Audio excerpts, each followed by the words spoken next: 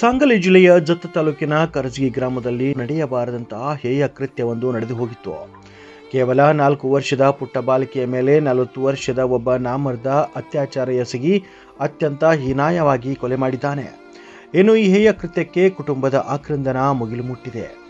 ಈ ಘಟನೆಯಿಂದ ಬರೀ ಕುಟುಂಬ ಅಷ್ಟೇ ಅಲ್ಲದೆ ಇಡೀ ಜತ್ತ ತಾಲೂಕಿನ ಜನ ಶೋಕಾಚರಣೆಯಲ್ಲಿ ಮುಳುಗಿದ್ದಾರೆ.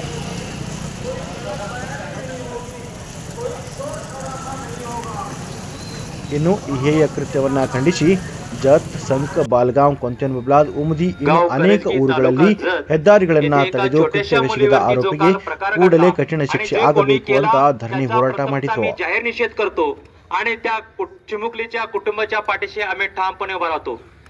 या आरोपीवरती कडकात कडक कारवाई झाली पाहिजे. त्याच्यावरती फाशीची शिक्षा झाली पाहिजे. त्याला हाल हाल करून त्याच्यावरची शिक्षा झाली पाहिजे. यासाठी आम्ही इथं एकत्रित आलो आहोत. प्रशासनाला एक आव्हान करायचं आहे, असा प्रकार जर तालुक्यामध्ये जर घडत असेल, जर घडणार असेल तर आम्हाला बापू बिरूच्या विचाराचा वारसा आम्हाला हातामध्ये घ्यावा लागेल. पुण्यश्लोक राजमाता अहिल्यादेवी होळकरांचा विचार आम्हाला हातामध्ये घ्यावे लागेल आणि या कुटुंबाला आणि या चिमुकलीच्या कुटुंबाच्या पाठीशी आम्ही ठामपणे उभा राहतो आणि या चिमुकलीला न्याय मिळावा यासाठी आम्ही इथं एकत्रित आलो आहोत. घटनेचा निषेध करण्यासाठी आज आपण जत तालुक्यातले सगळी मंडळी, मी मुद्दामून तुम्हाला आवर्जून सांगतो, आपण सगळी मंडळी इथं कुठली जात, पंथ, धर्म, पक्ष, भेदभाव, संघटना नाही. कारण ही आपली मुलगी, आज हिच्यावर एवढा अमानुष अत्याचार झालेला आहे आणि ते न्याय मागण्यासाठी आपण सगळे एकत्र आलेलो आहोत. आपण सगळ्यांनी शांततेनं आपण न्याय मागायचा आहे. आपल्याला न्याय मिळेल. या नराधमाला फाशीची शिक्षाच व्हावी, ह्याच्यापेक्षा दुसरी कुणाची वेगळी मागणी नाही आहे. अशा पद्धतीची अमानुष घटना आज आपल्या तालुक्यात घडलेली आहे. आपण एक भारतीय म्हणून आपल्या सर्वांची जबाबदारी आहे. फक्त मंडळी अशी घटना घडली म्हणून आपण एकत्र येतो. अशी घटना घडू नये म्हणून माझी इथं उपस्थित असलेल्या सगळ्या धर्मातल्या, पंथातल्या लोकांना, सगळ्या पक्षातल्या नेत्यांना, संघटनेच्या नेत्यांना, तरुणांना, महिला मंडळींना, वयोवृद्ध लोकांना सगळ्याला कळकळीची विनंती आहे. बाबांनो, एक अमानुष घटना घडली म्हणून आज आपल्याला जाग आली का? आपल्या तालुक्यात कायदा सुव्यवस्था आहे का नाही?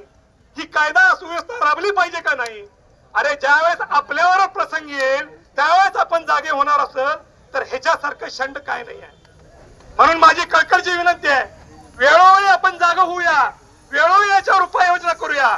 आज वेगवेगळ्या पक्षाचे वेगवेगळे पदाधिकारी इथं आहेत, वेगवेगळ्या धर्माचे लोक इथं आहेत, वेगवेगळ्या संघटनेची नेते इथं आहेत. कोण सत्तेत आहे, कोण विरोधात आहे ह्याच्याशी आपल्याला काय घेणं देणं नाही. कारण गुन्ह्या गोविंदानं सुशासित आपण चांगल्या पद्धतीनं कायद्याच्या चाकोटीत राहून आपण एकत्रित चांगलं राहिलं पाहिजे. आपल्या मुलीवालींना संरक्षण मिळालं पाहिजे. आपली मुलं चांगली शिकली पाहिजे. यासाठी तुम्ही आम्ही सर्वांनी या पुढच्या काळात सुद्धा एकत्र राहणं गरजेचं आहे. आज आपल्या या करजगीतल्या निष्पाप मुलीचा बळी घेतलाय. खरोखर फार दुर्दैवी घटना घडलेली आहे. ते कुटुंब किती दुःखात असणार आहे, केवढा मोठा प्रसंग त्यांच्यावर ओढावलेला असणार आहे. आज तोच प्रसंग आपला आहे. आपल्या कुटुंबावर, आपल्या सगळ्यांवर दुःखाचा डोंगर कोसळला आहे. मित्रांनो, माझी एक कळकळीची विनंती आहे.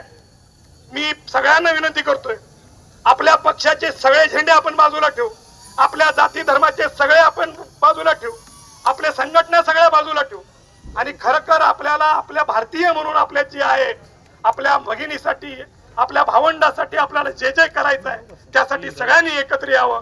एवढीच ही खरं श्रद्धांजली त्या माऊलीला मी वाहतो आणि सगळ्यांना विनंती करतोय की आपण सगळ्यांनी अतिशय शांततेनं या पूर्ण मुक मोर्चामध्ये सहभागी व्हायचं. आपल्या भावना थोडक्यात व्यक्त करायच्या आहेत.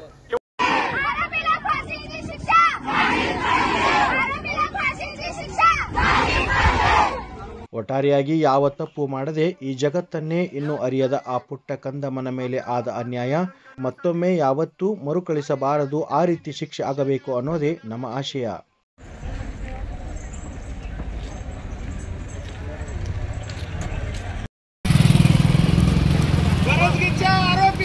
फाशी झालीच पाहिजे.